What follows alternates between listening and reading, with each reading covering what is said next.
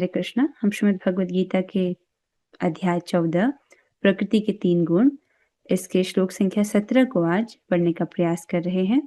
सत्वात् संजायते ज्ञानम, सत्त्वात् सञ्जायते ज्ञानं, रजसो लोभ एव च, रजतो लोभ एव च, प्रमाद मोहौ तमसो, प्रमादमोहो तमसो, प्रमाद मोहौ तमसो, प्रमादमोहौ तमसो, भवतो अज्ञानमेव च।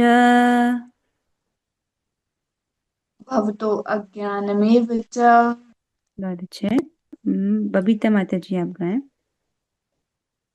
सत्त्वात् संजायते ज्ञानम्, सत्त्वा सञ्जायते ज्ञानम्, रजसो लोभ एव च, रजसो लोभ एव च, प्रमादमोहौ तमसो, प्रमादमोहौ तमसो, भवतो अज्ञानमेव च। भवतो अज्ञान एव च, भवतो अज्ञानमेव च। भवतो अज्ञानम एव च। अच्छा, श्री भगवान कहते हैं सतोगुण से वास्तविक ज्ञान उत्पन्न होता है, रजोगुण से लोभ उत्पन्न होता है और तमोगुण से अज्ञान, प्रमाद और मोह उत्पन्न होता है।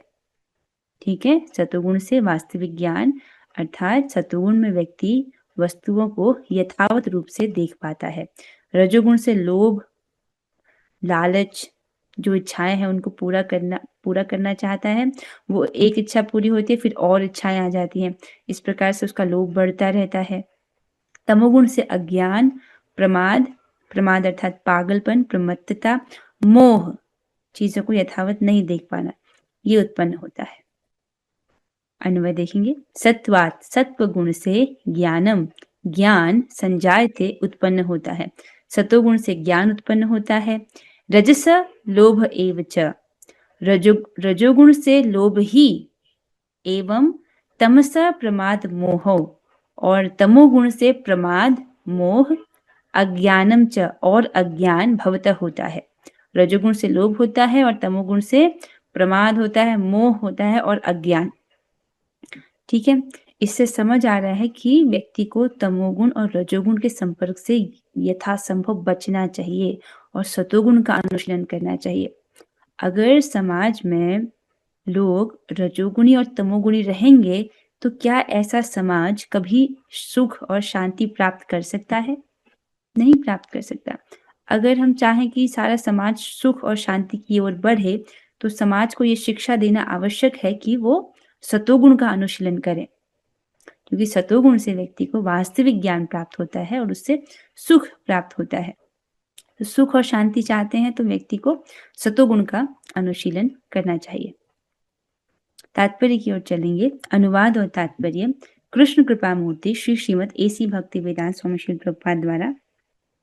प्रभुपाद जी समझाते हैं, क्योंकि वर्तमान सभ्यता जीवों के लिए अधिक अनुकूल नहीं है, अतएव उनके लिए कृष्ण भावनामृत की संस्तुति की जाती है। कृष्ण भावनामृत के माध्यम से समाज में सतोगुण विकसित होगा और सतोगुण विकसित हो जाने पर लोग वस्तुओं को असली रूप में देख सकेंगे। आजकल की जो सभ्यता है, लोगों को वास्तविक शिक्षा नहीं प्रदान की जाती है। स्कूल जाते हैं बच्चे और स्कूल की फीस भी बहुत हाई रहती है, कॉलेज जाते हैं वहां भी फीस बहुत हाई रहती है, लेकिन जो वास्तविक ज्ञान जिसको जानना सबसे अधिक आवश्यक है वह नहीं सिखाया जाता। जैसे ये जो तीनों गुणों के बारे में आप सुन रहे हो, जिससे हमारा जीवन बहुत प्रभावित होता है, वह हमको स्कूल में नहीं सिखाया जाता है, जबकि कितना इम्पोर्टेंट है। तो देख रहे हैं अभी जो वर्तमान सभ्यता है मनुष्यों की, उसमें यह ज्ञान जो वास्तविक शिक्षा है वो दिया ही नहीं जाता है। तो क्या संस्तुति की गई है कि व्यक्ति को, समाज को कृष्ण भावनामृत को अपनाना चाहिए, उसके द्वारा क्या होगा, सतोगुण विकसित होगा। जैसे कृष्ण भावनामृत में हमको सिखाया जाता है कि सुबह जल्दी उठो, ब्रह्म मुहूर्त में उठो, शुद्ध शाकाहारी भोजन ग्रहण करने को ही बोला जाता है। ऑब्वियसली हमको प्रसाद के रूप में उसे ग्रहण करना होता है। तो इस प्रकार से एक दिनचर्या होती है जिसमें व्यक्ति का सतोगुण बढ़े, ताकि वो एटलीस्ट जो हायर बातें हैं उनको समझ पाए। आप समझ रहे हैं कि हम भक्ति के कार्य कर रहे हैं तो हम सतोगुण को भी लांग जाते हैं, लेकिन व्यवहारिक तौर पर प्रैक्टिकल रूप से सतोगुण का अनुशीलन होता है। तमोगुण में रहने वाले पशु तुल्य होते हैं और वे वस्तुओं को स्पष्ट रूप में नहीं देख पाते। पशु तुल्य समझ रहे हैं? तमोगुण में अगर कोई व्यक्ति है तो उसका जीवन जानवर के जैसा ही है। उदाहरण प्रभुपाद जी समझा रहे हैं यहाँ पर कि वस्तुओं को स्पष्ट रूप में नहीं देख पा रहे। इसका क्या अर्थ है, इसको समझा रहे हैं प्रभुपाद जी। कहते हैं तमोगुण में रहने के कारण लोग यह नहीं देख पाते कि जिस पशु का वध वे कर रहे हैं उसी के द्वारा वे अगले जन्म में मारे जाएंगे। तो यहाँ पर एक चित्र रखा गया है, चैट जीपीटी की सहायता से इसे बनाया गया है। तो तमोगुण में व्यक्ति मांस खा रहा है और वो यह नहीं देख पा रहा कि मेरी इस क्रिया का क्या परिणाम होगा। ये बहुत बड़ा अधर्म है। व्यक्ति एक बार के अपने जीवा को तुष्ट करने के लिए एक जीवात्मा को मृत्यु तुल्य कष्ट दे रहा है। अपने एक बार का पेट भरने के लिए कोई मनुष्य अगर किसी जीव को मृत्यु तुल्य कष्ट दे रहा है तो कितना बड़ा अधर्म है, इसका कितना बड़ा पाप लगेगा। आप समझ रहे हैं? तो वो ये नहीं देख पा रहा है कि मेरी इस क्रिया, जो मांसाहार की जो क्रिया है, उसके द्वारा मुझे कितना बड़ा कष्ट भविष्य में भोगना पड़ेगा। क्या दंड है उसका, कि वो नहीं देख पाता कि जिस पशु का वे वध कर रहे हैं उसी के द्वारा वे अगले जन्म में मारे जाएंगे। ठीक है, तो इसमें वो सब लोग जो मांस खा रहा है, जो पशु को मार रहा है, जो मांस बना रहा है, उन सबको बराबर पाप लगता है। तो देखिए, मैं समझ रही हूँ कि भक्त मांसाहार नहीं करते, पर लेकिन अगर पास्ट में आपने कभी मांस खाया हो भक्ति में आने के पूर्व, तो क्या करना चाहिए? तो उस संबंध में श्रीमद् भागवतम के 6वें स्कंद के 2 अध्याय का 9वां और 10वां श्लोक, यहाँ हम इसका अनुवाद पढ़ रहे हैं, जिसमें विभिन्न प्रकार के पापों का वर्णन है और उसकी प्रायश्चित की विधि भी बताई गई है। मतलब भक्ति में तो कोई नहीं करता, भक्ति में आने से पूर्व यदि किसी ने मांस खाया हो तो इसको ध्यान से सुनिएगा, जिसमें कह रहे हैं भगवान विष्णु के नाम का कीर्तन सोना या अन्य मूल्यवान वस्तुओं के चोर, शराबी, मित्र या संबंधी के साथ विश्वासघात करने वाले, ब्राह्मण के हत्यारे अथवा अपने गुरु अथवा अन्य श्रेष्ठ जन की पत्नी के साथ संभोग करने वाले के लिए प्रायश्चित की सर्वोत्तम विधि है। तो क्या है वो सर्वोत्तम विधि? भगवान विष्णु के नाम का कीर्तन करना। तो अर्थात भगवान विष्णु अर्थात भगवान कृष्ण, तत्वतः उनमें कोई भेद नहीं है। तो हरे कृष्ण कृष्ण कृष्ण हरे हरे, हरे राम राम राम हरे हरे, इस मंत्र का कीर्तन करना, इसको बोलना, इसको जप करना, यही क्या है? प्रायश्चित की सर्वोत्तम विधि है।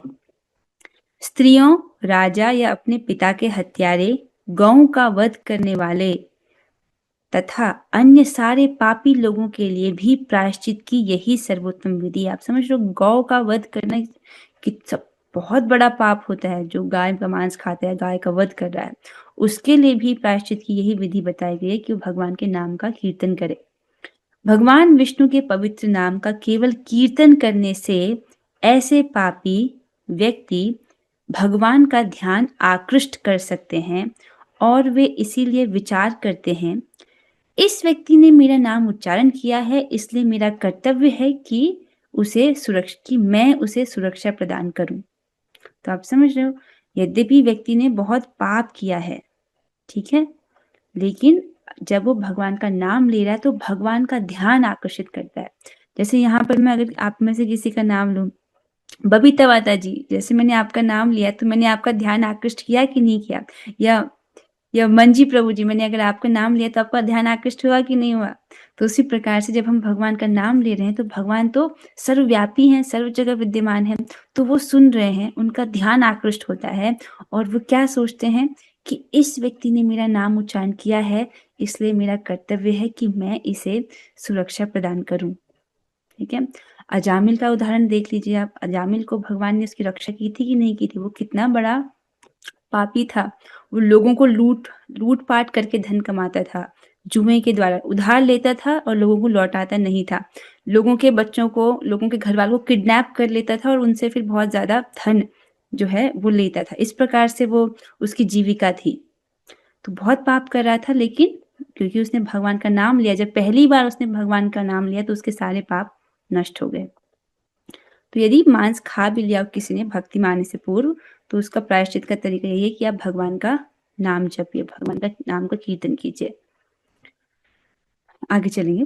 वास्तविक ज्ञान की शिक्षा न मिलने के कारण वे अनुत्तरदायी बन जाते हैं। तो वास्तविक ज्ञान नहीं जान रहे हैं, श्रीमद् भगवद गीता नहीं पढ़ रहे हैं, यद्यपि ये इतनी सुलभता से उपलब्ध है सभी को, नहीं पढ़ रहे हैं, तो क्या होता है, अनुत्तरदायी बन जाते हैं। तो आजकल के जनरेशन को देखिए, कुछ भी खा रहे हैं, केएफसी का जो है ना नॉनवेज जो वो बेच रहे हैं वही खा लेते हैं, और इस प्रकार से वो ये नहीं समझ पाते कि मेरे इस कार्य से मुझे कौन सा परिणाम भोगना पड़ेगा।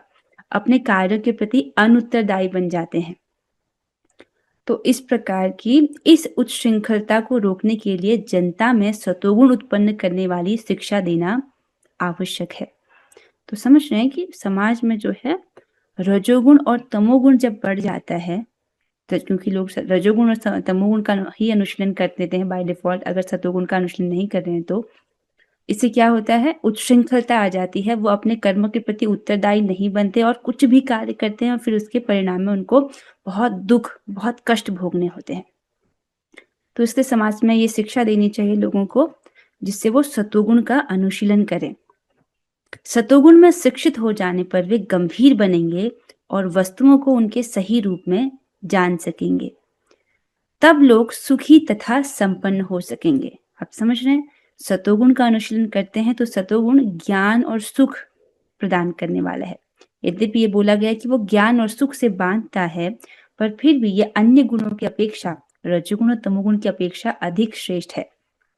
ठीक है, सतोगुण का अनुशीलन करने के लिए यत्न करना पड़ता है, लेकिन तमोगुण का, रजोगुण का अनुशीलन करने के लिए यत्न नहीं करना पड़ता। मनुष्य के इंद्रियों की स्वाभाविक वृत्ति ही ऐसी है। समझ रहे हो? सुबह उठने के लिए यत्न करना पड़ता है, लेकिन सुबह सोए रहने के लिए कोई प्रयास नहीं करना पड़ता है। ठीक है, तो जो सुबह सो रहा है, सुबह ब्रह्म मुहूर्त के समय में सो रहा है, वो क्या कमा रहा है, वो तमोगुण कमा रहा है। लेकिन जो ब्रह्म मुहूर्त के समय अपनी निद्रा त्याग करके हरे कृष्ण महामंत्र का जप कर रहा है, वह दिव्य चेतना में, वो निर्गुण वस्तु का सेवन कर रहा है। ठीक है, तो सत्वगुण कमाने के लिए भी बहुत मेहनत करनी पड़ती है, यत्न करना पड़ता है। तो भले ही अधिकांश लोग सुखी तथा समृद्ध न बन पाए, लेकिन यदि जनता का कुछ भी अंश कृष्ण भावनामृत विकसित कर लेता है और सतोगुणी बन जाता है, तो सारे विश्व में शांति तथा संपन्नता की संभावना है। बहुत सुंदर प्रभुपाद जी कह रहे हैं कि देखिए, समाज को इस प्रकार की शिक्षा तो दी जानी चाहिए जिससे सतोगुण बढ़े, लेकिन अधिकांश लोग जो है इस प्रकार से नहीं कर पाएंगे। सतोगुण का अधिकांश लोग नहीं भी कर पाए, केवल कुछ लोग ही समाज के जो है वो सतोगुण का अनुशीलन कर पाए, तो इससे वो सुखी और समृद्ध बनेंगे, क्योंकि सतोगुण ज्ञान और सुख प्रदान करता है। तो इसलिए अगर हम चाहते हैं कि ये सामने वाले व्यक्ति को भी जीवन में सुख का अनुभव हो, तो उनको एटलीस्ट सतोगुण का अनुशीलन करने के लिए प्रेरित करना चाहिए। तो अगर थोड़ा सा समाज का कुछ हिस्सा भी जो है सतोगुण का अनुशीलन कर रहे हैं, कृष्ण भावना में विकसित कर लेते हैं, सतोगुणी बन जाते हैं, तो इस प्रकार से सारे विश्व में शांति और संपन्नता की संभावना है। नहीं तो यदि विश्व के लोग रजोगुण तथा तमोगुण में लगे रहे, तो शांति और संपन्नता नहीं रह पाएगी।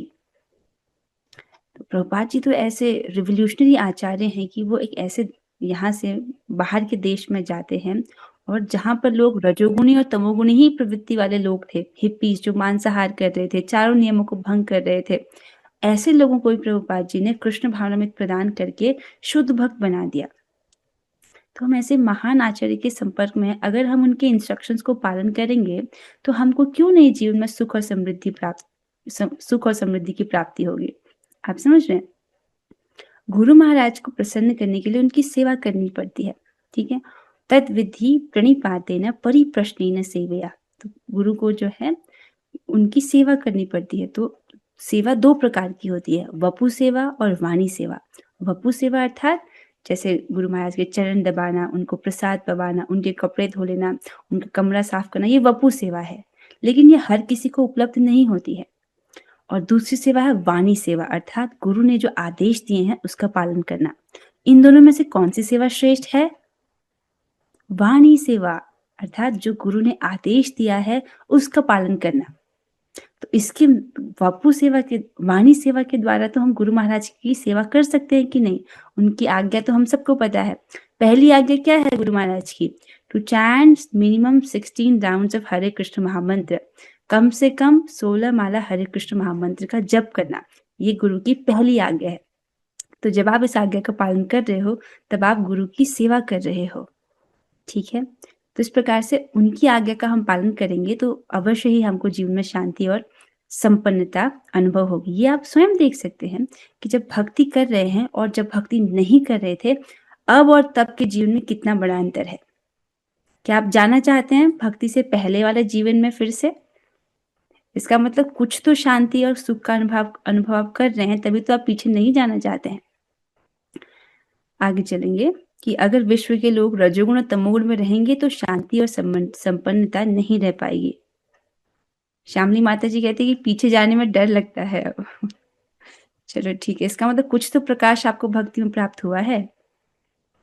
रजोगुण में लोग लोभी बन जाते हैं और इंद्रिय भोग की उनकी लालसा की कोई सीमा नहीं होती। कोई भी यह देख सकता है कि भले ही किसी के पास प्रचुर धन तथा इंद्रिय तृप्ति के लिए पर्याप्त साधन हो, लेकिन उसे न तो सुख मिलता है न मन शांति। ऐसा संभव ही नहीं है क्योंकि वह रजोगुण में स्थित है। ये कितना बड़ा रहस्य प्रभुपाद जी यहाँ पर बोल रहे हैं, ये पूरी तरह से वैज्ञानिक बात है। रजोगुण से अनियंत्रित इच्छाएं और लालसाएं जागृत होती हैं, व्यक्ति लोभी बन जाता है। इस जगत में लोग यही तो कर रहे हैं, बहुत सारा धन कमाने की कोशिश कर रहे हैं ताकि उनकी इच्छाओं को पूरी कर सके, ठीक है? अब वो जब इच्छाएं पूरी करते हैं, क्या उनकी इच्छाएं खत्म हो जाती है? नहीं, और इच्छाएं बढ़ जाती हैं। इसका सिंपल उदाहरण देना चाहूंगी। जो व्यक्ति 20,000 रुपए कमा रहा है ना, उसका घर 20,000 में चल जाता है। जो व्यक्ति 50,000 रुपए कमा रहा है, उसका घर 50,000 में चल रहा है। और जो व्यक्ति 1 लाख कमा रहा है, वो सोच रहा है कि मेरा घर तो 1 लाख में ही चल रहा है, इससे कम में कैसे हो सकता है? आप समझ रहे हो इस चीज? ऐसा क्यों है? जितना ज्यादा अधिक धन कमा रहा है व्यक्ति की, उतनी अधिक इच्छाएं और बढ़ जाती हैं, उतनी अधिक और लालसाएं बढ़ जाती हैं। तो वो सोच रहा है कि अरे इससे कम में मैं कैसे रह सकता हूँ, ठीक है? तो इच्छाएं बढ़ा देते हैं व्यक्ति, और इच्छाओं के कारण फिर उनको पूरा करने के लिए अत्यधिक उद्यम करते हैं, और उस उद्यम में भी बहुत कष्ट होता है। यहाँ तक कि वो भौतिक सुख प्राप्त कर लेने के बाद भी, क्योंकि वो क्षणिक है, थोड़े समय के लिए है, फिर उनको दुखी प्राप्त होता है। इस प्रकार से उनको कभी भी वास्तविक सुख प्राप्त ही नहीं हो पाता है।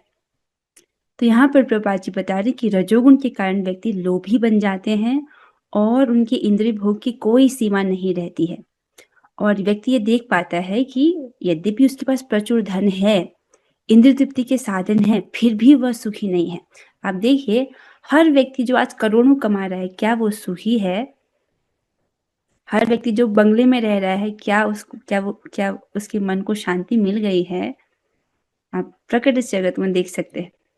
या हर व्यक्ति जिसके पास लैम्बोर्गिनी कार है, क्या वो एकदम सुखी हो गया है? नहीं। रजोगुण के कारण व्यक्ति कभी सुखी हो ही नहीं सकता है। व्यक्ति अगर सुख चाहता है तो सतोगुण का अनुशीलन करे, ठीक है? यहाँ पर एक चित्र दिखाया गया है ChatGPT की सहायता से, जिसमें दिखाया गया है कि व्यक्ति के पास है बहुत बड़ा घर, खूब धन आदि है, लेकिन वो है, उसके मन में शांति नहीं है, मन में अशांति है, टेंशन में है। यह है कि नहीं इस जगत का स्वरूप है। रजोगुण के कारण व्यक्ति सुखी नहीं हो पाता है।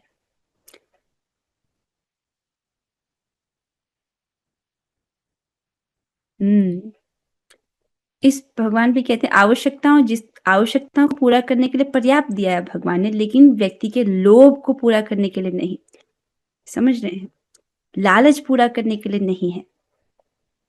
यदि कोई रंच मात्र भी सुख चाहता है तो धन उसकी सहायता नहीं कर सकेगा। उसे कृष्ण भावनामृत के अभ्यास द्वारा अपने आप को सतोगुण में स्थित करना होगा। सिंपल बात है, अगर सुख चाहता है व्यक्ति तो कितना ही धन कमा ले, उसके द्वारा व्यक्ति वास्तविक सुख और शांति को नहीं प्राप्त कर सकता है, क्योंकि चित्त में अगर रजोगुण तमोगुण है तो व्यक्ति को सुख प्राप्त ही नहीं हो सकता है। ठीक है, तो प्रभुपाद जी क्या कह रहे हैं कि व्यक्ति को अगर सुख चाहिए तो वास्तव सतोगुण में स्थित होना होगा, और ऐसा कैसे करे? कृष्ण भावनामृत के अभ्यास के द्वारा। जब कोई रजोगुण में रत रहता है तो वह मानसिक रूप से ही अप्रसन्न नहीं रहता, अपितु उसकी वृत्ति तथा उसका व्यवसाय भी अत्यंत कष्टकारक होते हैं। रजोगुण के कारण व्यक्ति अत्यधिक तृष्णाओं से परेशान रहता है, जिसके लिए वो अलग अलग प्रकार की योजनाएं बनाता है। तो अब इतनी योजनाएं हैं तो मानसिक रूप से भी वो अप्रसन्न रहता है, और उसकी वृत्ति अर्थात जो जिस कार्य के माध्यम से वो इन योजनाओं को सफल बनाएगा, इतना धन कमाएगा, उसका व्यवसाय भी अत्यंत कष्टकारक होता है। अधिक व्याख्या करने की जरूरत नहीं है, आप इस जगत में लोगों को ऐसा करते हुए देख ही रहे हैं। उसे अपनी मर्यादा बनाए रखने के लिए अनेकानेक योजनाएं बनानी होती हैं, और यह सब कष्टकारक है। देख लीजिए, जिन लोगों को नौकरी पर जाना पड़ता है, या जो लोग बहुत अधिक काम करते हैं, जो बहुत बड़े बड़े उद्योग में हैं, तो वो इस बात को देख सकते हैं कि चाहे वो जितना भी काम करें, उनके मन में वो उस प्रकार की शांति का वो अनुभव नहीं करते हैं। इसलिए तो व्यक्ति जो है वेकेशंस पर जाना चाहता है, क्योंकि उसको अपना काम उतना पसंद नहीं है। तमोगुण में लोग पागल अर्थात प्रमत्त हो जाते हैं। अपनी परिस्थितियों से ऊब कर वे मद्य सेवन की शरण ग्रहण करते हैं, और इस प्रकार वे अज्ञान के गर्त में अधिकाधिक गिरते हैं। जीवन में उनका भविष्य जीवन अंधकारमय होता है। तो यहाँ पर रजोगुण के विषय में बताया पहले प्रभुपाद जी ने कि रजोगुण के कारण जो है व्यक्ति को सुख की प्राप्ति नहीं हो सकती है। अगर वो सुख चाहता है, उसको सतोगुण का अनुशीलन करना होगा कृष्ण भावनामृत के द्वारा। अब तमोगुण के विषय में बता रहे हैं कि तमोगुण में लोग पागल हो जाते हैं। आपने क्या पढ़ा था? कैसा पागल? यहाँ पागलपन को समझाया गया है कि नित्य आत्मा की चिंता किए बिना पागल होकर धन संग्रह करना, मतलब केवल अपने शरीर के मेंटेनेंस के लिए ही वह धन कमा रहा है, आत्मा की ओर ध्यान ही नहीं दे रहा है। ये तो एक पशुवत जीवन हो गया ना। एक पशु भी अपने मेंटेनेंस के लिए, अपने शरीर के निर्वहन के लिए कार्य करता है, उससे आगे का कार्य उसको नहीं पता है। तो एक प्रकार से पागलपन ही है। आप समझ लो, एक ऐसा व्यक्ति जो रोज कार में पेट्रोल डलाता है और लेकिन उस कार को चलाता नहीं है, उसकी डेस्टिनेशन तक नहीं लेकर जाता, तो उसको पागल ही तो कहेंगे। उसी प्रकार शरीर रूपी रथ दिया गया है, इसका कुछ प्रयोजन है, आत्म साक्षात्कार प्राप्त करना, उसका कुछ प्रयोजन है। वह छोड़ करके केवल शरीर निर्वहन के लिए, शरीर मेंटेनेंस के लिए, या शरीर की आवश्यकताओं को बहुत आगे बहुत ज्यादा बढ़ा दिया, केवल उसके लिए कार्य कर रहा है, तो वो पागलपन ही है। और इस प्रकार से वो अपनी परिस्थितियों से ऊब करके, क्योंकि तमोगुण है, अज्ञान है, प्रमाद है, आलस्य है, तो अपने ऐसे इस प्रकार के जीवन से ऊब करके वो मद्य सेवन की शरण ग्रहण करता है, अर्थात नशा करना, शराब पीना, नशा करना, इस प्रकार से इसका वो शरण ग्रहण करता है। भौतिक द्रव्यों का व्यसन हो जाता है, सिगरेट, ये सब नशे में आ जाएंगे, और इस प्रकार वह अज्ञान के गर्त में अधिकाधिक गिरता जाता है। तो तमोगुण के कारण ऑलरेडी अज्ञान है, प्रमाद है, आलस्य है, लेकिन फिर वो और इन नशीली चीजों का व्यसन उसको हो जाता है, तो वो और अज्ञान के गर्त में अधिकाधिक गिरता जाता है। जीवन में उनका भविष्य जीवन अंधकार में होता है। तो इस प्रकार से वो और गहनतम अंधकार में जीवन की ओर आगे बढ़ते हैं, मतलब नीचे गिरते हैं। इसलिए कहा गया कि तमोगुण का परिणाम मूर्खता होता है, और उनको फिर पशु योनि में जन्म प्राप्त होता है, क्योंकि उनकी चेतना बहुत निम्न हो जाती है।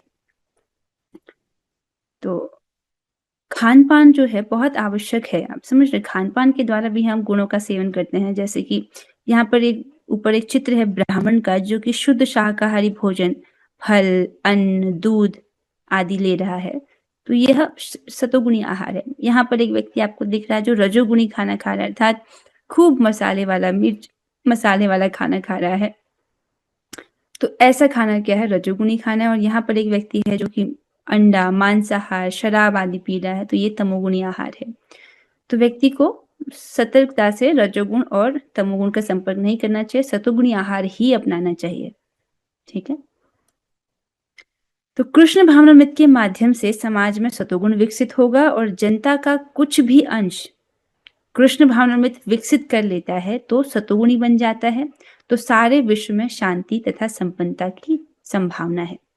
ठीक है, पूरा समाज नहीं भी समझ पाए, थोड़े ही लोग समझ पा रहे हैं, अगर वही सतोगुण का अनुशीलन करे कृष्ण भावनामृत के द्वारा, तो इससे पूरे विश्व में शांति और संपन्नता संभव है। ठीक है, ठीक है, इसके साथ आज हुई चर्चा को हम यहाँ पर विश्राम देंगे। किसी भक्त का आज की कक्षा से कुछ प्रश्न हो तो अभी देख सकते हैं।